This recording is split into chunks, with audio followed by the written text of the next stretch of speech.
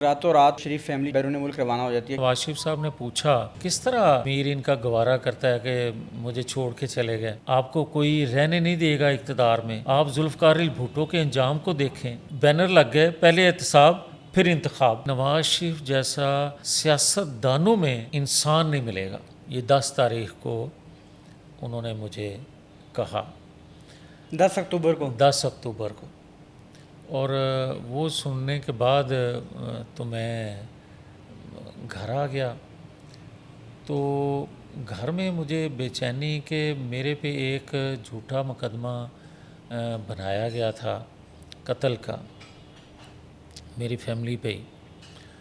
तो मैं अगले दिन सुबह रूटीन में शहबाज साहब आते थे कोई 9 साढ़े 9 बजे, तो मैं 9:45 बजे चला गया 7 क्लब। तो मैं देखता हूँ मेरे आने से पहले वो मौजूद थे उधर, और जवेद महमूद साहब होते थे उनके प्रिंसिपल सेक्रेटरी। मैं जाके बैठा वेटिंग रूम में कि उनसे मिलूँगा तो अपना वो केस की बात करूँगा। तो इस दौरान मैं कीर ज़िया के भाई थे, ताहिर ज़िया, अच्छा। वो हमारे लाहौर से काउंसलर भी थे। तो ये लेने गए हैं जवेद महमूद साहब उनको गेट से, और वो बड़े फातहाना अंदाज में आ रहे हैं, और जवेद महमूद साहब जो है ना वो थोड़ा झुके हुए, उनकी बॉडी लैंग्वेज इस तरह की नज़र आ रही थी कि लेके आ रहे थे। शहबाज शरीफ साहब को उन्होंने मिलवाया और कोई घंटे बाद वो निकले हैं। तो फिर वो फातहाना अंदाज में बाहर निकले, और जवेद महमूद साहब का चेहरा कोई मुरझाया हुआ था। मुझे अंदाज़ा हो गया कि कोई जो भी बात है वो बनी नहीं, और गल मुक गई है जो एक रात पहले हम कर रहे थे। तो रात मुझे कहने लगे, मेरे क्योंकि बहुत मेरा करीब का तल्लक था शहबाज शरीफ साहब से, तो मुझे कहने लगे कि चल फिर इस्लामाबाद चलने हैं, कल आ जाएंगे। मैंने कहा कि दिल में सोचा कि मैनू तो अपनी पे ही दी वो केस तो मतलब वो मैं देखूं कि मैंने खैर उनसे माजरत की। तो अगले दिन 12 अक्टूबर हो गया।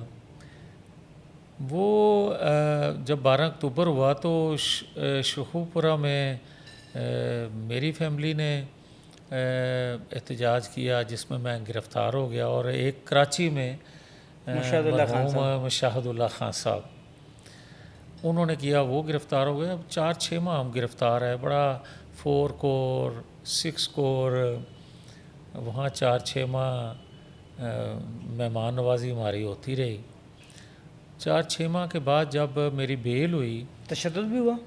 तशद्दुद छोटा लफ्ज़ है, जो कुछ हो सका। क्या हुआ मियां साहब बताएं? मैं कोई 10-10 12-12 दिन भी बेहोश रहा हूँ, और यही होता था कि मुक गया है। लेकिन अल्लाह को मंजूर था, ज़िंदगी अभी बाकी कुछ थी, तो बस आज आपके इतना मारते थे, आप बेहोश हो जाते थे? हाँ। क्या कहते थे?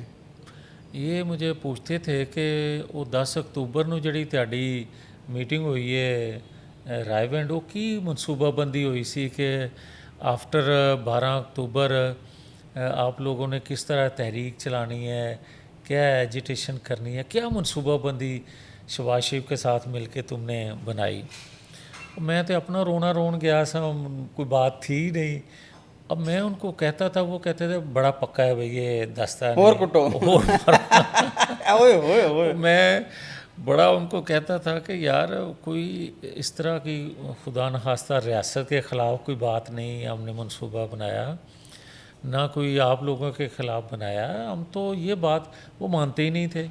इस वजह से वो पीरियड लंबा हो गया मेरी ठकाई का। तो मैं जब रिहा होके गया कराची नवाज शरीफ साहब, शहबाज शरीफ साहब को मिलने, तो सबसे पहले शहबाज शरीफ साहब ने मुझसे पूछा, ओ चौधरी ਉਹ ਕੀ ਪੁੱਛਦੇ ਸਨ ਫਿਰ ਤੇਰੇ ਕੋਲੋਂ 10 ਅਕਤੂਬਰ ਦੇ ਹਵਾਲੇ ਨਾਲ ਪੁੱਛਦੇ ਸਨ ਨਾ, तो मैं समझ गया कि ਇਹਨਾਂ ਕੋਲੋਂ ਵੀ ਪੁੱਛਦੇ ਸਨ क्योंकि मेरा और उनकी पहली मुलाकात थी 6 माह के बाद। जाहिर बात है, वो उस मीटिंग में जितने अफराद थे उनसे एक ही बात पूछते होंगे। एक ही बात, और मैं ही और वो शहबाज शरीफ साहब थे, दूसरा तो है ही नहीं, तीसरा था ही कोई नहीं। बाहर जब हम निकले ये बातें तो हमारी बात बताएं कि आप पर इतना तशद्दुद हुआ कि आप 10-10 12 दिन बेहोश रहते थे, तो क्या शहबाज शरीफ पे भी तशद्दुद हुआ? क्योंकि उस मीटिंग में तो वो भी शामिल थे। देखिए मैं कुछ कह नहीं सकता, मगर जो हालात थे उस वक्त मेरे साथ, मैं समझता हूँ कि शरीफ फैमिली से भी इस तरह का ज़रूर सलूक हुआ होगा, जो जिस तरह का मेरे पर तशद्दुद किया जाता था और वो बातें पूछने के लिए किया जाता था, तो मैं नहीं समझता कि उन्होंने बदसलूकी नहीं की होगी। अच्छा मियाँ साहब, जब आप बाहर आ गए उसके बाद सारी पॉलिटिक्स आगे बढ़ती रही। अचानक फिर 2001 में हमें पता चलता है कि एक रातों रात शरीफ फैमिली जो है बैरून मुल्क रवाना हो जाती है। क्या उस वक्त तक आप लोगों के इल्म में था कि क्या वो लोग जो आपको ये आके बता रहे थे कि भाई कहानी गल मुक रही है, ये बता रहे थे कि इन्हों की भी गल मुक रही है? देखिए, बेगम कुलसूम नवाज़ साहबा, अल्लाह उनको जन्नतुल फिरदौस में आला मकाम दे, मेरी बड़ी बहन थी और बड़ी शफीक बहन थी। जिस तरह कोई माँ अपने छोटे बच्चों से, भाइयों से शफकत करती है, मैंने तो उस तरह उनको पाया और देखा।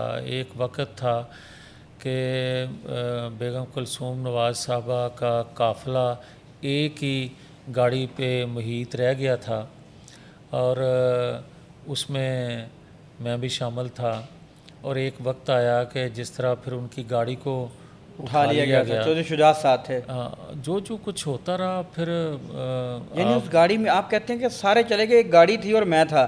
नहीं, उस गाड़ी में मैं नहीं था। अच्छा, जिसको उठा लिया गया, मैं तो वो पूरे पाकिस्तान का जब एक वक्त आ गया था कि जाती थी तो हमारी गाड़ी एक ही रह गई थी, पीछे गाड़ियाँ खत्म हो गई थी, बंदे ही मुक गए थे। बंदे उठा लिए जाते थे जबर तशद्दुद से, और कई को लालच दे के जिस तरह फिर, और बहुत सारे लोगों ने जिस पे नवाज़ शरीफ साहब ने बड़ा एक